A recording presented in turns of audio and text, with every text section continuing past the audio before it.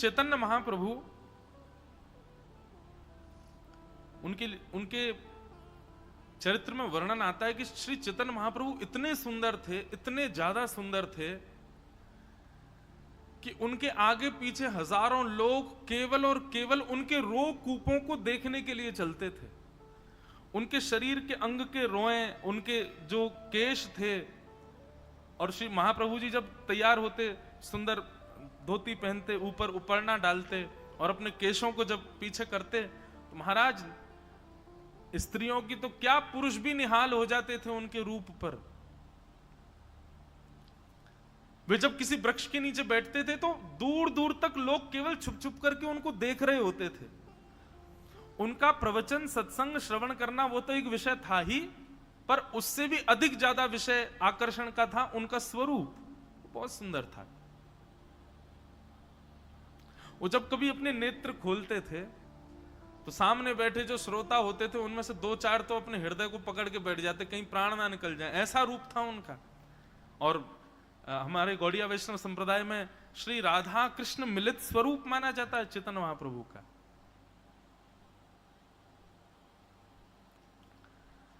महाप्रभु जी ने एक दिन विचार किया, इतनी भीड़ तो लग गई मेरे आगे पीछे, इतने लोग मेरे साथ जुड़ तो गए, पर ये जुड़ किस लिए गए?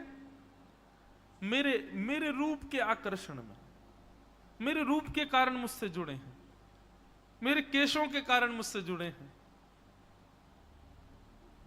उसी दिन विरक्त हो गए। रात्रि में ही सब लोग देख करके गए हैं, और सुबह रात्रि भर सोते नहीं थे, देखते रहते थे कि अब निकल के आएंगे बाहर, और बस उनको देखते ही, देखना ही काम था लोगों को।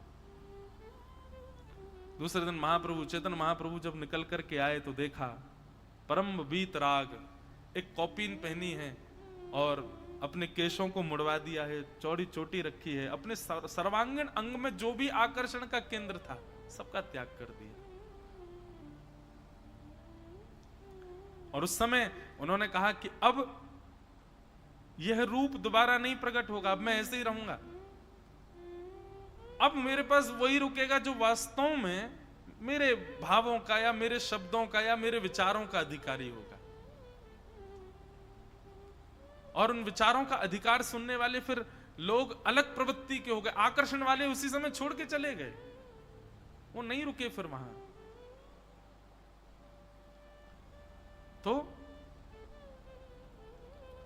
पदेशना अपने रूप की भी हो सकती है, अपने गुण की भी हो सकती है, अपने विचारों की भी हो सकती है कि मेरे विचार बड़े शुद्ध हैं, मेरे रूप बड़ा सुंदर है, मेरी बुद्धि में आने वाले भाव बड़े सुंदर है, मैं बोलता बहुत अच्छा। किसी भी रूप में पदेशना, और पदेशना ही भगवत मिलन में बाधा बनती है। इसलिए कभी किसी पद की इच्छा मत रखो। कोई आपके रूप, गुण, शील, किसी भी भाव का अगर कोई प्रशंसा कर देना, तुरंत दीन हो जाओ।